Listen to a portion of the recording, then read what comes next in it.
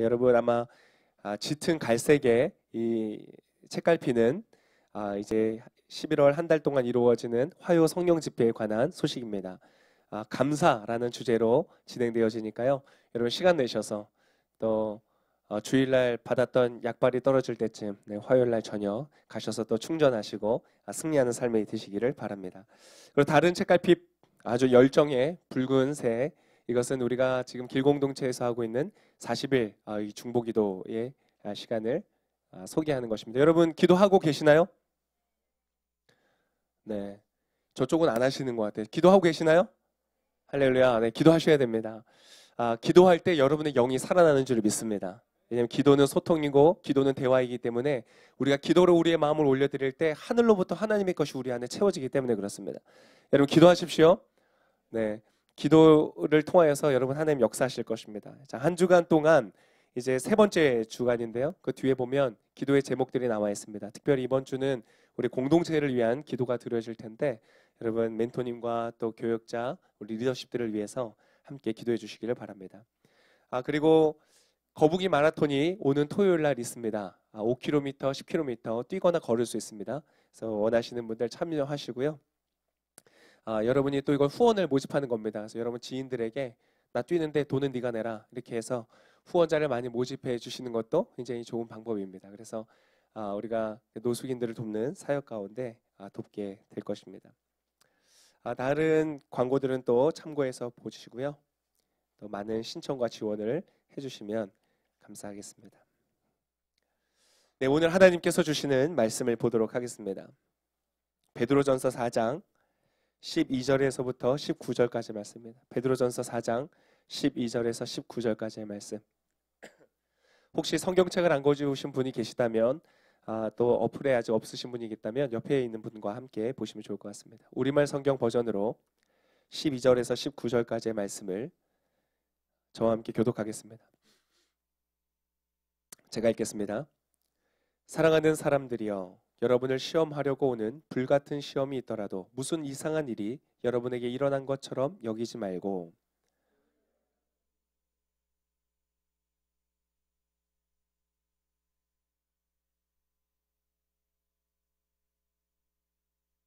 여러분이 그리스도의 이름으로 인해 모욕을 당하면 여러분은 복 있는 사람들입니다. 이는 영광의 영, 곧 하나님의 영이 여러분 위에 계시기 때문입니다.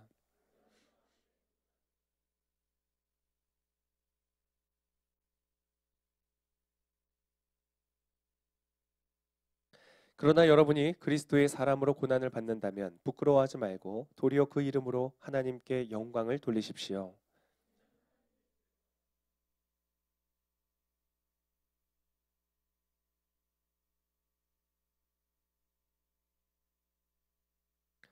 또 의인이 겨우 구원을 받는다면 경건하지 못한 사람과 죄인은 어떻게 되겠습니까?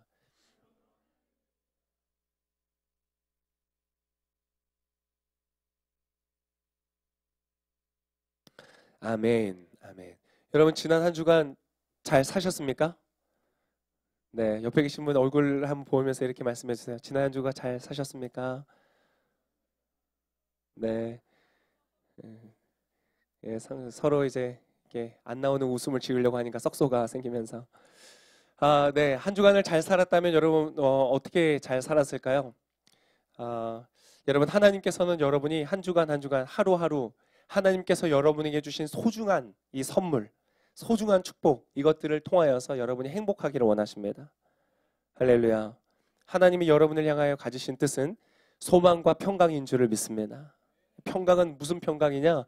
아무 일도 없어서 그냥 뭐 나쁜 사람도 없고 안 좋은 일도 없고 그래서 그냥 뭐 편안하다, 별일이 없다 이런 평안이 아니라 뭐예요? 대적이 있고 어려움이 있고 고통이 있지만 그 모든 것들을 극복하는 힘이 있기 때문에 나타나는 평강이다. 여러분 그런 평강이 있으시기를 축복합니다. 강하기 때문에 나타나는 평강입니다. 그냥 힘이 없이 그냥 가만히 앉아서 느리는 그런 것이 아니라 강하기 때문에. 여러분 이미 주님께서 여러분 안에 그것들 다 주신 거 아세요? 여러분 만약 우리 안에 그러한 강함이 없다면 이미 우리는 병에 걸려서 죽었을 것입니다. 하루에도 평균적으로 한 사람의 몸 안에 7개까지의 암세포가 자라난다고 합니다. 그런데 우리가 암에 걸리지 않을 수 있는 이유는 무엇이에요? 우리 안에 그것을 대처할 수 있는 강함을 하나님 주셨기 때문이죠. 면역력을 주셨기 때문이에요. 육체적인 것뿐만 아니라 정서적인 것, 감정적인 것, 우리가 가지고 있는 우리의 삶의 영역 속에서 우리가 하루를 살아갈 수 있는 힘은 어디서 나오는가? 주님께서 주신 은혜 때문인 줄을 믿습니다. 그런데 하나님은 여러분이 거기에서 멈추는 것이 아니라 그냥 살아남는 것에서 멈추는 것이 아니라 그 이상으로 나아가는 여러분 되시기를 하나님은 바라십니다. 그냥 지키는 자리에 서 있는 것이 아니라 하나님은 더 지경을 넓혀서 나아가는 여러분이 되기를 원하신다는 거예요.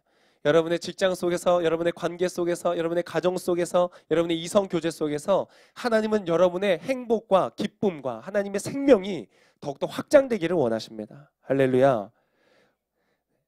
그것을 여러분 한 단어로 표현할 수 있습니다. 하나님은 여러분을 그렇게 바라신다. 그렇게 잘 되기를 원하신다. 그것을 한 단어로 한다면 하나님 여러분은 어떻게 하실까요?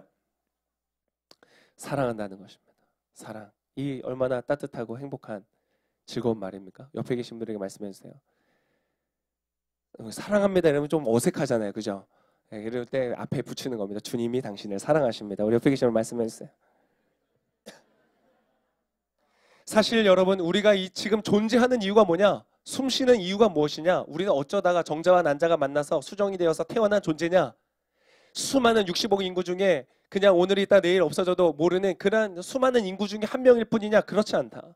우리가 지금 이곳에 존재하고 살아가는 유일한 한 가지의 이유는 무엇이냐? 바로 사랑 때문이다. 할렐루야. 하나님이 세상을 이처럼 사랑하셨기 때문에, 그리고 하나님이 나를, 여러분을 이처럼 사랑하셨기 때문에 우리에게 생명이라는 소중한 것을 주셨다. 여러분 그런 말 있잖아요. 오늘이라는 것은 누군가에게는 그토록 간절히 바랬던 내일이다. 그러나 맞을 수 없었던, 아무리 많은 돈을 주고도 아무리 많은 열심으로 노력을 해서도 살 수 없는 내일이라는 시간을 우리는 아무런 값이 없이 받는 거예요. 할렐루야. 내가 사랑할 사람, 내가 용서할 사람, 내가 해내야 되는 일들, 그 모든 것들을 우리에게 공급하여 주세요. 이것은 우리를 많은 짐을 지워서 우리를 노동을 착취해서 뭔가를 하나님 얻어내려고 하시는 것이 아니라, 전혀 아니라 하나님은 우리가 그분의 창조의 이 세계 속에서 기쁨과 즐거움과 성취를 누리기를 원하신다. 그것은 바로 여러분을 사랑하신다는 뜻이다. 아멘.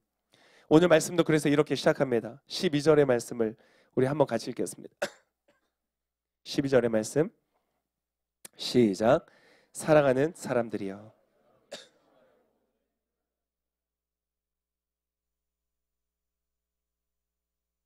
그렇죠. 여러분 우리의 모든 이유는 사랑입니다. 사랑하는 사람들이, 오늘 이 편지를 베드로가 쓰는 이유도 사랑하기 때문에, 제가 이 자리에 있는 것도 사랑하기 때문에, 대표 MC가 지금 3년 동안 연임하고 있습니다.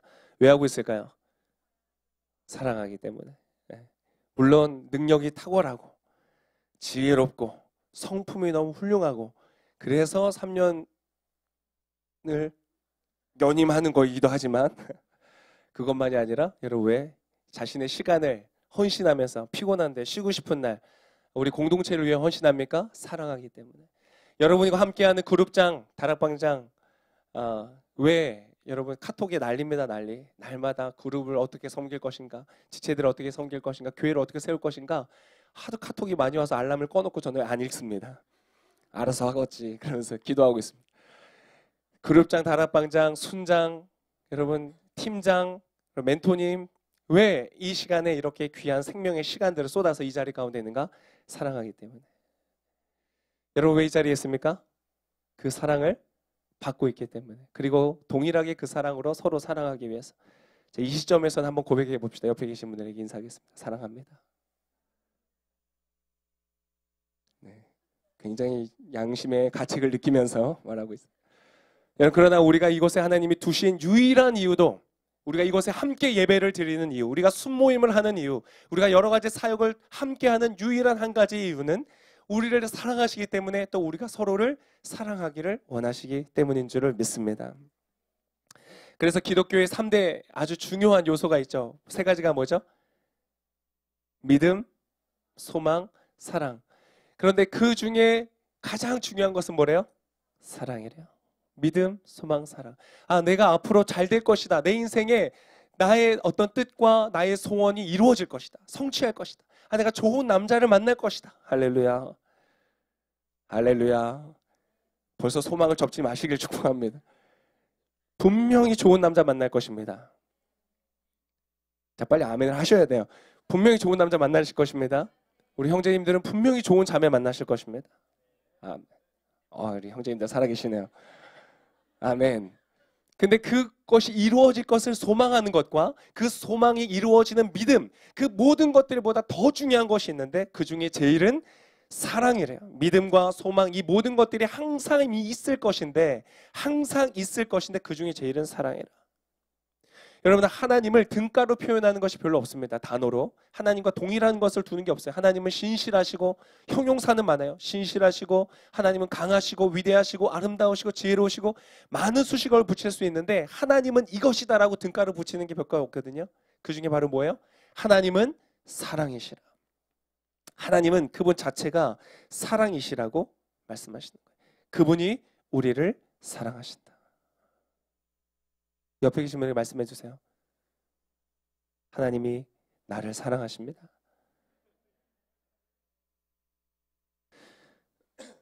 여러분, 그 사랑을 믿기로 결정하는 여러분 되시기를 축복합니다.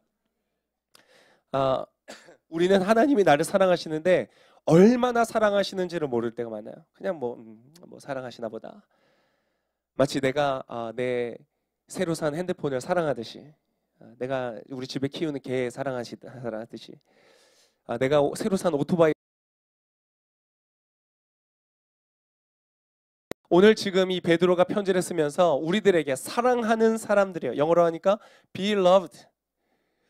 사랑을 받은 사람들아, 내가 너희를 사랑하는데 이 사랑하는 자여 라고 부르는 이 단어가 언제 쓰여진 단어인가? 신약 성경에서 이 단어가 처음 쓰여진 곳이 어디냐면 세례를 받으실 때입니다.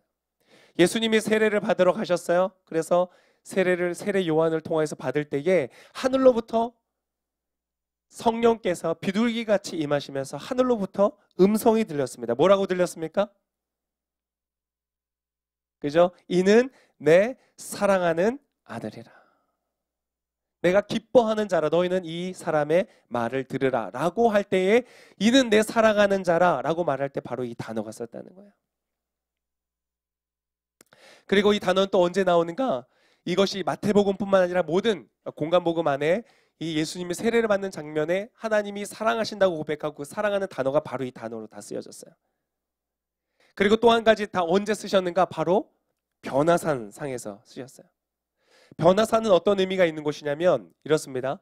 예수님이 세례를 받았던 곳은 이제 예수님이 30년이라는 대략 30년이라는 시간 동안에 일반인으로서 그냥 일반적인 사람으로서 인생을 사셨어요.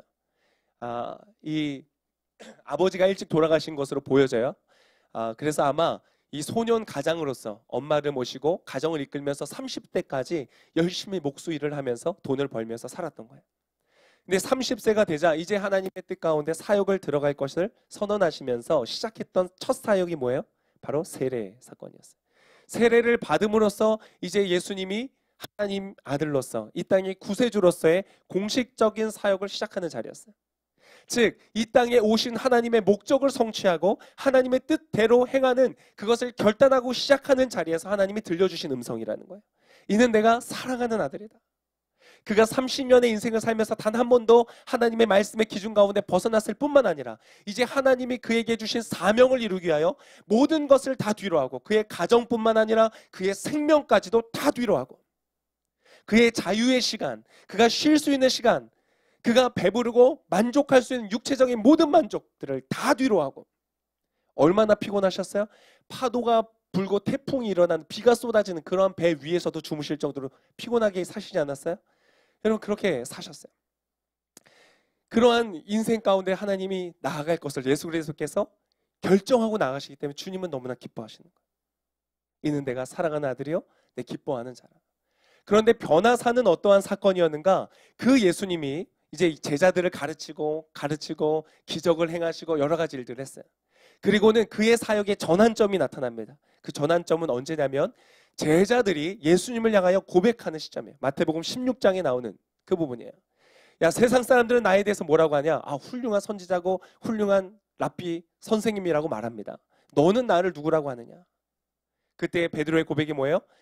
주님은 하나님이십니다. 인간이 아닙니다. 당신은 신적인 존재입니다. 라는 칭찬, 사람이 사람에게 할 수 있는 극찬을 넘어서는 신앙의 고백이 이루어지는 것이 마태복음 16장입니다.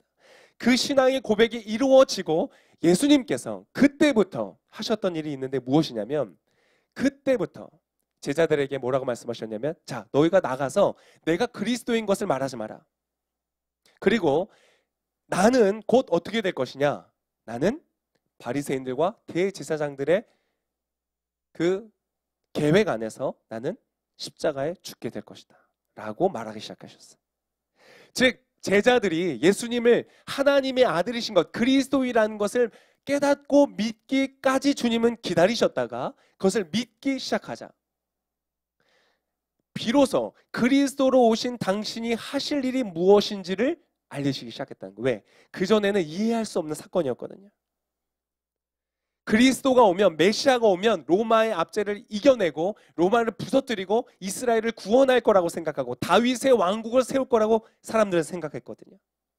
예수님은 전혀 그러한 모습이 아니셨던 거죠. 그런데 이제 제자들이 자기를 믿기 시작하자 내가 어떠한 방식으로 세상을 이기고 어떠한 방식으로 악을 무너뜨릴 것인지를 주님은 말씀하신 거예요. 내가 죽을 것이다.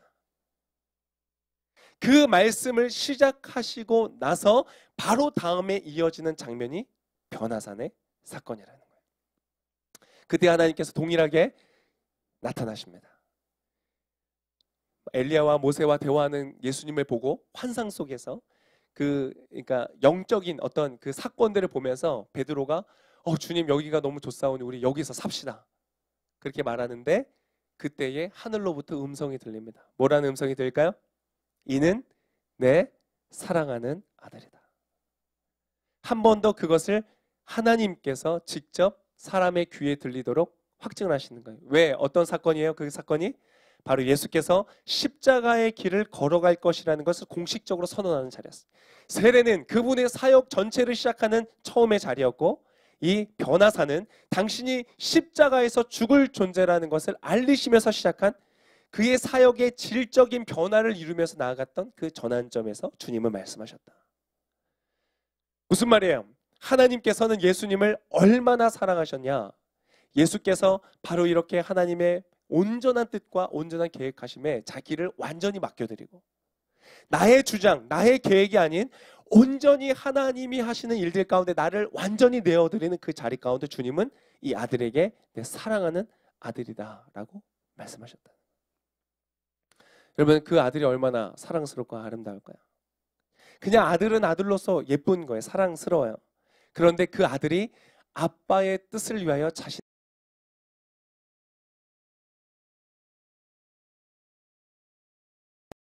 허락시켜줘.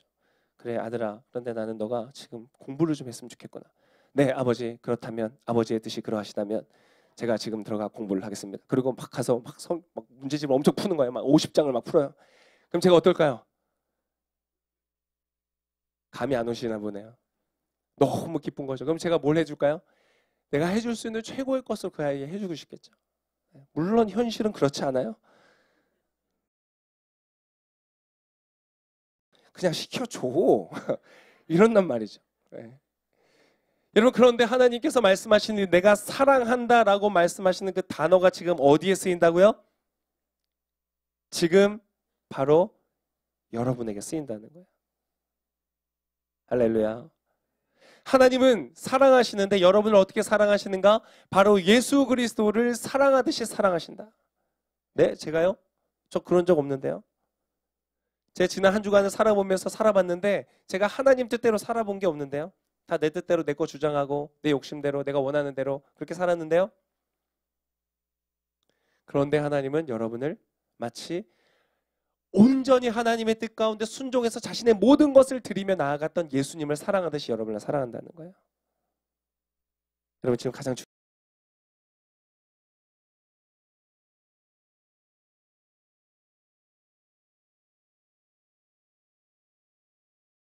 지 못하기 때문에 여러분 많은 문제가 우리 안에 생겨요. 우리의 인생을 해석할 때, 우리의 삶을 향해 나아갈 때 너무나 많은 경우에 불안하고 두렵고 염려가 되고 걱정이 되는 거예요. 그리고 하나님과의 기도 자체가 거칠어요. 하나님 도대체 어쩌자는 겁니까? 이렇게 시작하는 거예요. 하나님 도대체 내가 지금 몇 년 동안 기도했는지 아십니까? 하나님과의 대화 자체가 그렇게 있잖아요. 여러분, 하나님은 여러분을 사랑하시는 줄 믿습니다. 주님 뭐라고 말씀하신 줄 아세요? 너희는 나의 사랑 안에 거하여 있는 사람과 사랑의 확신이 없이 사랑의 바깥에 거하는 사람의 기도와 삶의 모습과 태도는 굉장히 다른 결과를 가져오게 되는 것이에요. 주님은 오늘 여러분에게 말씀하세요. 내가 너를 사랑한다는 것을 알기를 바란다. 여러분, 다음 구절로 이제 넘어가야 되는데 여러분 이것에 대해서 확신하기로 결정을 하셔야 돼요. 저는 그런 적이 없어요. 저는 그럴 만한 사랑을 받을 만한 자격이 없어요. 저는 내일부터도 당장 하나님 원하시는 것보다 내가 원하는 것대로 살아갈 거예요. 맞아요. 우리는 그렇게 살아갈 거예요. 그러나 하나님은 여전히 변함없이 나를 바라보시면서 예수님을 바라보듯이 사랑의 눈빛으로 우리를 바라보면서 마치 어찌할 바를 알지 못하는 그 부모의 마음으로 우리를 사랑하신다는 거예요. 전 요즘에 저희 집에 점점 여자 아기의 물건들이 생겨나고 있습니다. 와, 너무 신기해요. 우리 집에 이런 게 존재할 수 있다니. 근데 보면서 설레이는 마음에서 이걸 입는 존재가 여기 태어난다. 그 아이를 사랑하는 저의 마음보다 여러분 하나님이 우리를 향하여 사랑하시는 마음이 얼마나 클까? 우리는 그것을 잘 이해하지 못할 때가 많아요. 하나님이 우리를 보면서 너무 좋은 거예요. 우리한테 주실 하나님의 미래의 계획을 세우시면서 하나님 너무 기뻐하시는 거예요. 설레하시는 거예요. 우리에게 주었을 때 우리가 그것을 기쁨으로 받을 때 하나님 너무 좋으시다는 것을 우리가 잘 모를 때가 많아요. 그래서 오히려 내가 뭔가 하나님 앞에 드리고 내가 뭔가 하나님 앞에 바치고 내가 뭔가를 해내어야만 주님께서 날 인정하시고 사랑하실 것 같은 그런 마음 가운데 살아갈 때가 있어요. 그러나 그렇지 않다. 주님은 여러분을 사랑하신다. 있는 모습 그대로 사랑하십니다. 할렐루야. 그것을 성경적인 언어로 무슨 단어로 말하는 줄 알아요? 나는 그러한 존재가 아닌데 그러한 존재처럼 사랑하시는 거예요. 그러한 사랑을 바로 뭐라고 부르는가? 은혜라고 부른다. 할렐루야. 은혜라는 것은 무엇이냐? 받을 자격이 없는 사람에게 그저 주어지는 것이 바로 은혜다. 우리는 그러한 사랑을 받을 만한 자격이 없어요. 우리는 예수님처럼 그렇게 순종하지 않았거든요. 앞으로도 안 할 거거든요. 그러나 주님은 받을 자격이 없는 우리에게 그 사랑을 주신다. 할렐루야. 우리 옆에 계신 분이랑 손을 한번 꼭 잡으시면서요. 동성 간에만 잡으시고요. 교제하시는 분까지는 제가 허용을 해드리겠습니다. 손을 꼭 잡으시면서 말씀해 주세요. 하나님이 당신을 그렇게 사랑하십니다.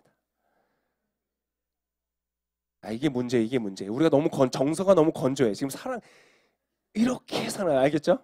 이렇게 사랑하십니다. 눈을 살짝 지그시 감으시면서 이렇게 사랑하십니다. 손 하나씩 다시 꼭 잡으시면서 하나님이 당신을 이렇게 사랑하십니다.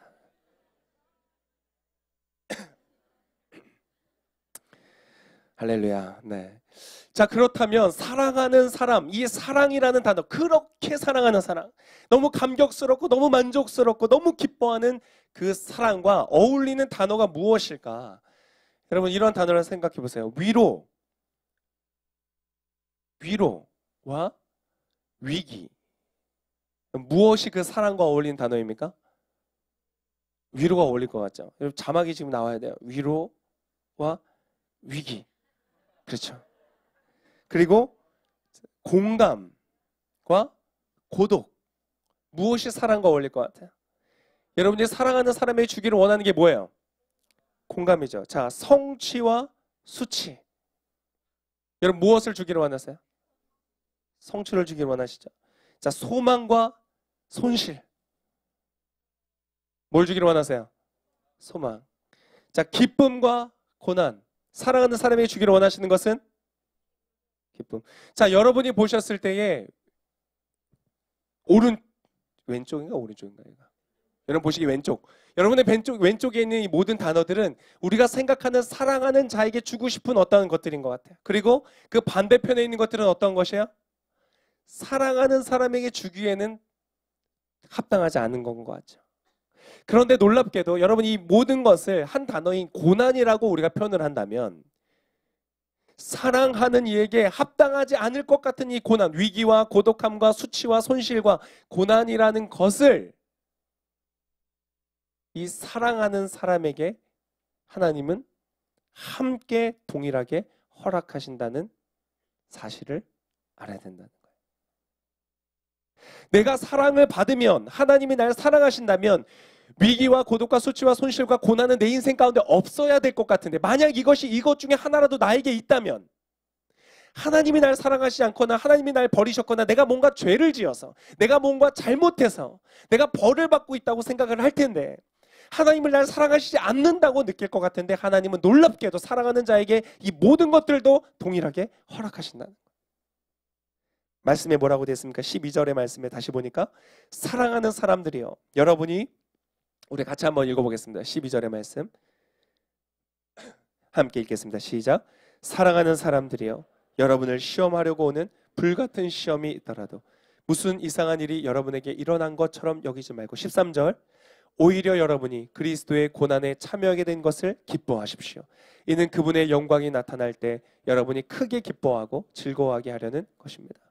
여러분, 사랑하는 사람들이요 라고 분명히 사랑을 고백했는데, 여러분이 이러한 시험을 만나거든 여러분 이상하게 여기지 마십시오. 이상한데?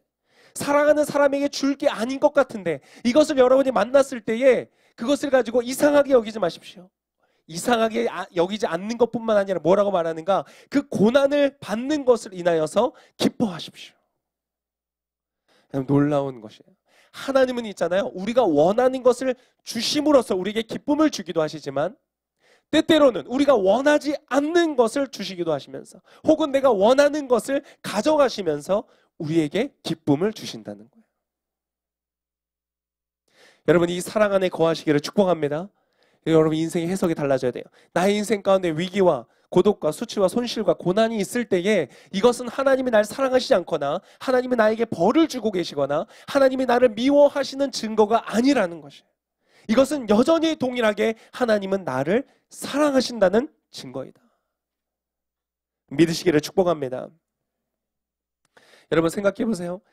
그리스도의 고난이라고 말하고 있어요. 여러분, 그렇게 사랑을 받았던 예수 그리스도, 그분 자체가 어떤 길을 걸어가셨어요? 그 고난의 길을 걸어가셨어요. 위기를 만나고 수치를 만나고 손실을 만나는 그 고난의 길을 걸어가셨어요. 그렇다면 왜 하나님은 이러한 것들을 우리에게 허락하시는가? 우리 결과만 보면 이렇습니다. 14절의 말씀이에요. 14절. 이것은 여러분, 다른 사람이 아니라 여러분의 인생을 향한 하나님의 말씀입니다. 14절을 함께 읽겠습니다. 시작. 여러분이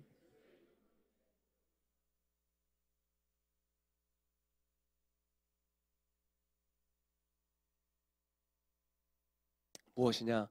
이 고난, 우리가 삶에서 만나는 위기와 손실과 고독과 아픔과 고난은 그 끝이 무엇이냐?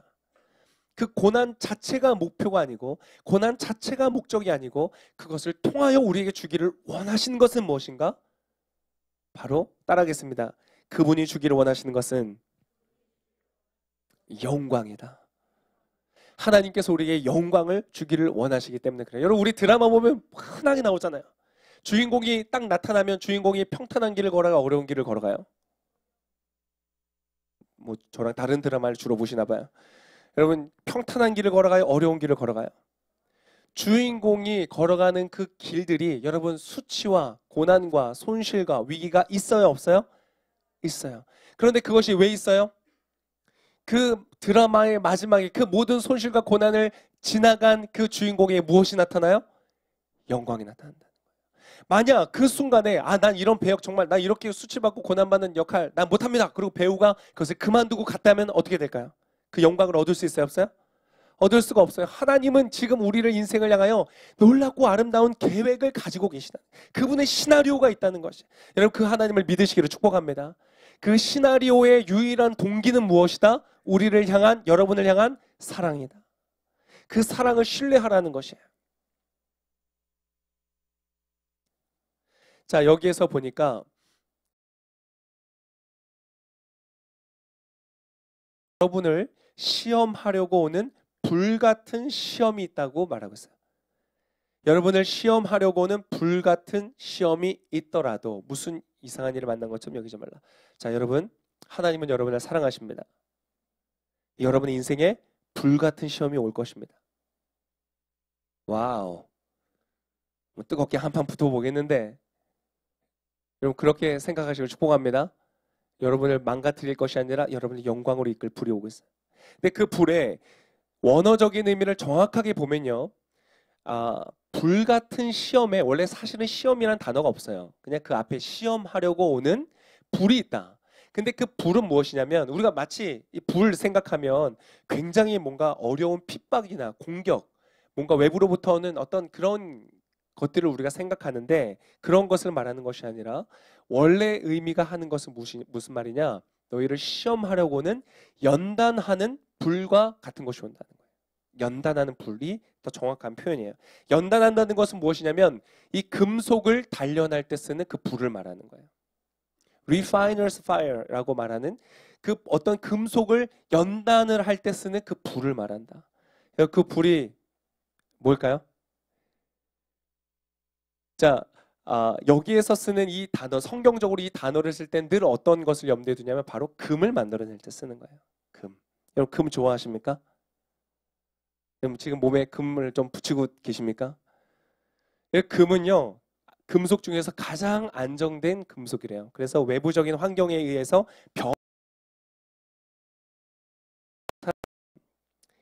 이것을 이제 금을 만들어낼 때 어떻게 쓰냐면 간단하게 금을 만들어내는 과정을 설명해 주면 이래요.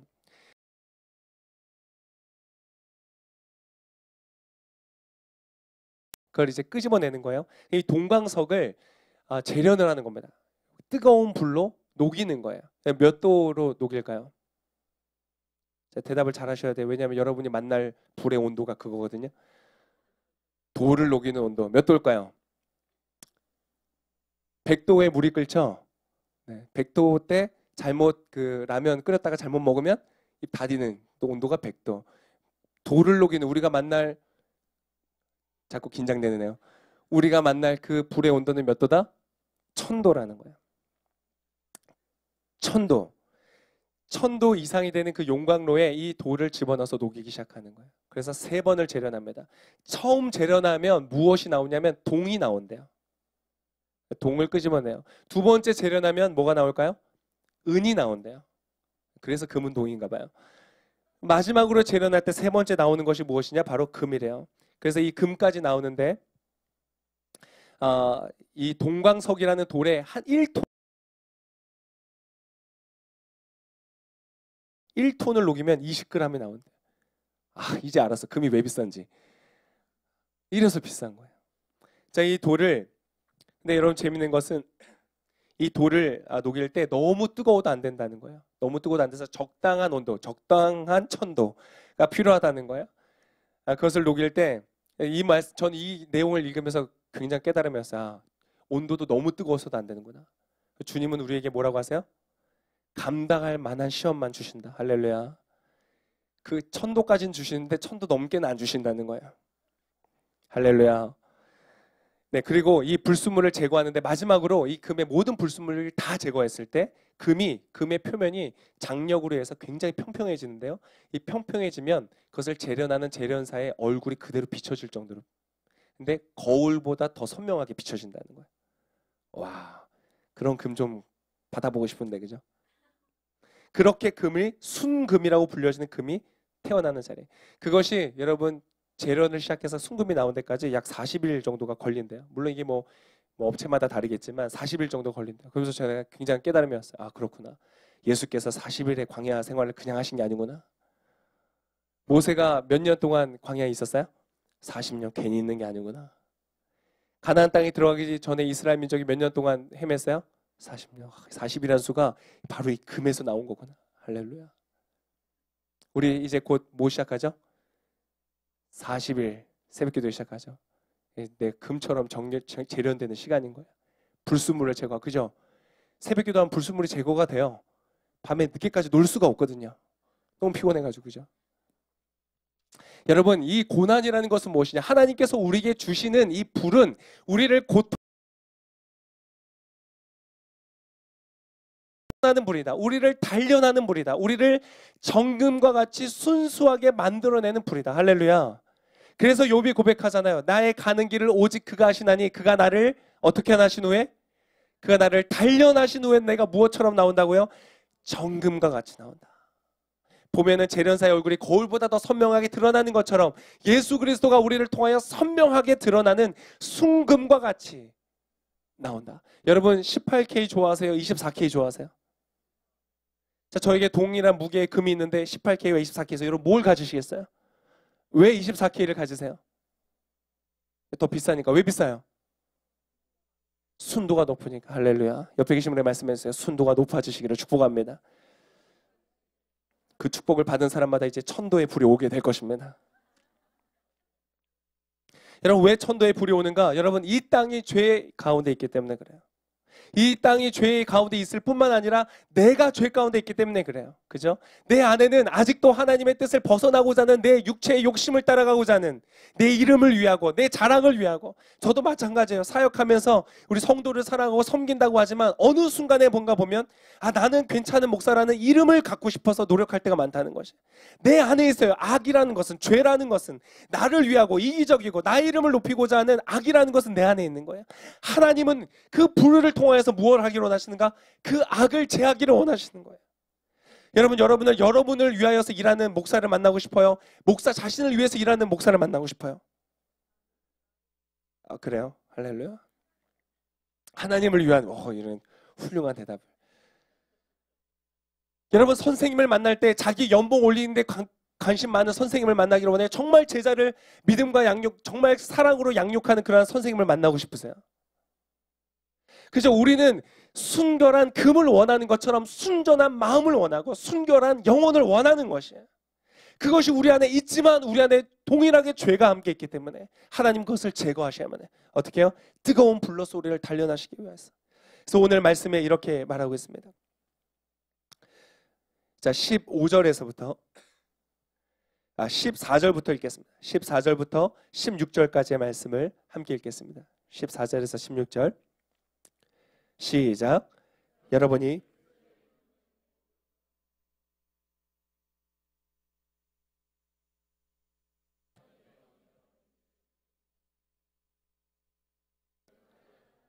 사람이나 도둑이나 범죄하는 사람이나 다른 사람의 일에 참견하는 사람들 때문에 고난을 받지 않도록 하십시오.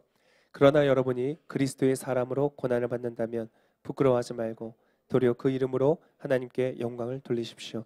그리스도의 사람으로 고난을 받는다면 여러분 우리가 죄악된 세상 속에서 죄악된 내 마음을 가지고 하나님의 뜻대로 살려고 하잖아요. 그러면 고난이 오게 돼 있어요. 부딪힘이 있어요. 여러분 하나님 모르고 그냥 내 뜻대로 살아간다면 대세를 따라가면 돼요. 모든 사람이 맞다고 하는 것을 그냥 같이 따라가면 돼요. 어차피 옳고 그름의 기준이 없잖아요. 그런데 이 죄악된 세상에 죄악된 내 내면을 가지고 살아가다 보니까 하나님이 말씀하시는 뜻과는 다른 곳을 가야 될 때가 많은 거예요. 그래서 그 길을 좁은 문이요 좁은 길이라고 주님 말씀하시는 거예요. 그 길로 가려고 하니까 그리스도의 사람으로서 가려고 하니까 고통과 아픔이 오는 것이에요. 여러분 이 고난은 불같은 시험은 여러분 우리가 잘못해서 얻는 시험을 말하는 것이 아니에요. 오늘 방금 나왔잖아요. 15절에 우리가 살인하거나 도둑하거나 범죄를 해서 받는 고난을 말하는 것이 아니다. 여러분 늦게 일어나서 출근을 늦게 했어요. 너 이렇게 일할 거면 나가. 내가 고난을 받는구나. 주님. 그건 고난이 아니라는 것이에요. 지금 성경이 말하는 고난은 그것이 아니고 내가 그리스도의 뜻을 위하여서 그 뜻대로 살아가려고 하다 보니까 부딪히는 것들을 말하는 것이에요. 정직하게 살려고 하고 강한 사람이 약한 사람을 섬기면서 살려고 하고 나를 되게 갚아줄 수 없는 사람들을 위하여서 그 목소리를 대변해주고 그 사람들을 위하여 살려고 하니까 여러분 고통과 아픔이 있는 것이에요. 그러나 여러분 그러한 사람 되시기를 축복합니다. 모든 사람들이 노예 무역을 하면서 그것 자체로 이익을 버는 것에 만족해하고 심지어는 흑인들에게는 영혼이 없다라고 말하는 사람들이 많았던 그 시대 가운데 여러분 하나님의 뜻을 아니까 하나님을 사랑하니까 그것에서 침묵하고 있을 수가 없는 거예요. 그래서 위협을 당하지만 그러면서도 이 제도를 막아야 된다, 없애야 된다라고 목소리를 높이게 되어 있는 것이에요. 여러분 하나님의 사람으로서 하나님의 뜻대로 살아가는 여러분 되시기를 축복합니다. 여러분 그거 아니어도 고난은 옵니다. 근데 여러분 어떠한 고난을 받을 건지는 여러분이 선택할 수 있어요. 내가 잘못해서 그저 이 세상의 질서를 따라가면서 받을 고난을 받을 것이냐 아니면 하나님의 뜻대로 행함으로써 받을 고난을 받을 것인가. 여러분 이 고난은 여러분을 정결하게 하는 힘과 능력이 될 줄을 믿습니다. 다윗이 13년 동안 사울 앞에서 고난을 받았습니다. 왜 다윗이냐? 다윗이라는 이름 자체가 무슨 말인지 아세요? 사랑을 받은 사람이라는 뜻이에요. beloved. 사랑을 받은 사람, 다윗. 그 다윗은 어땠습니까? 여러분 응답받을 때가 있어요. 하나님이 능력 주실 때 있어요. 그래서 막 전쟁에서 승리했어요. 그런데 하나님은 그에게 그를 사랑하시기 때문에 뭘 주셨어요? 불 같은 시험을 주셨어요. 연단하는 불을 주셨어요. 누구였습니까? 그 연단하는 불은 누구를 통해서 왔어요? 사울을 통해서 왔어요. 그 13년이라는 시간은 여러분 잘 보세요. 13년이라는 시간은 다윗이 그저 고통을 받는 시간이 아니었어요. 어떤 시간이었어요? 그가 재련되어지는 시간, 단련되어지는 시간이었어요. 그 안에 있는 사울을 죽이는 시간이 되었어요. 하나님의 뜻에 반항하고 내 욕심대로 내가 조금 편하고 내가 뭔가 잘 되는 것 같으면 내 욕심을 따라 살아가다가 망해버릴 수밖에 없는 사울과 같은 악이 그 안에 있는데 그것을 다루면서 재련하면서 깨끗해지는 시간들이 되었다는 거예요. 하나님은 여러분들 그렇게 세우기를 원하십니다. 그러면 하나님의 목적의 끝은 어디야? 그 광야에서 죽는 건가요? 아니요. 13년 동안 도망치다 죽는 것이 하나님의 뜻이 아니라 그가 재련되어지고 단련되어진 다음에 어디로 갑니까? 그가 영광의 자리로 가는 것이에요. 하나님이 가장 높이는 자리, 여러분 13년 정도 단련을 받으니까 어떻게 됐어요? 여러분 그 시대만이 아니라 시대에 걸쳐 문화를 넘어서 역사를 넘어서서 모든 사람들에게 존경을 받는 그런 왕이 되었잖아요. 여러분 오늘 하나님께서 여러분을 단련하신다면 여러분 주님이 여러분을 사랑하시는 것을 확신하시기를 축복합니다. 그리고 그 자리가 고통의 자리로 끝날 자리가 아니라 여러분이 정금과 같이 순결한 금과 같이 단련되어져서 나올 자리인 것을 믿으시기를 축복합니다. 우리 마지막으로 19절의 말씀을 읽겠습니다. 19절 말씀. 여러분이 이제 이 말씀을 듣고 여러분이 나아갈 때 여러분에게 하나님께서 주시는 마지막 당부의 말씀입니다. 함께 19절의 말씀을 읽겠습니다. 시작. 그러므로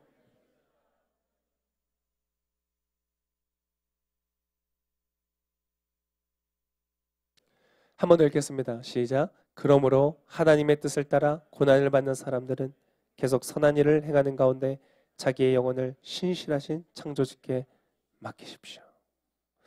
여러분 오늘 이 말씀을 들은 사람들은 어떻게 반응하는 것이 믿음의 반응인가? 그렇구나. 나의 삶에 고난은 하나님의 뜻과 계획하심 안에 있구나. 그리고 하나님은 이 모든 것들을 통하여 나를 정결케 하시고 나를 영광의 자리 가운데 하나님이 마음껏 쓰실 자리 가운데 두시겠구나. 할렐루야. 그 하나님을 믿는 믿음으로 말미암아 오늘 내 앞에 놓여져 있는 이 선한 일들 가운데 지속적으로 나아가는 것입니다. 포기하고 멈춰서고 그만하고 돌아서는 것이 아니라 그 길을 끊임없이 가는 것이에요. 여러분 다음 한 주간에 여러분의 믿음의 길을 여러분 끊임없이 걸어가시는 여러분 되시기를 축복합니다. 하나님은 뭐라고 말씀하시는가? 신실하신 창조주시다. 신실하신 창조주라는 것은 여러분에게 두 가지를 보장합니다. 첫 번째, 그분은 창조주시기 때문에 능치 못함이 없다. 반드시 여러분의 삶에 역사하실 것이다. 반드시 여러분의 삶에 놀라운 축복을 허락하여 주실 것이다. 우리 옆에 계신 분들에게 말씀해 주세요. 하나님은 당신을 영광스러운 자리에 두실 것입니다. 그분이 창조주이기 때문에 가능한 것입니다. 만약 그분이 그런 능력이 없다면 우리 그렇게 별로 믿을 말이 아니에요. 그러나 주님은 당신의 말을 이루시는 분이기 때문에. 두 번째, 그분은 신실하시기 때문에. 창조주이신데요, 내가 힘이 있으니까 이랬다 저랬다 왔다 갔다 하는 그런 사람이 아니라 그분은 그 능력을 가지고 신실하게 당신의 말씀과 약속을 지키시는 분이시다. 이 시간을 감시 기도하기를 원합니다.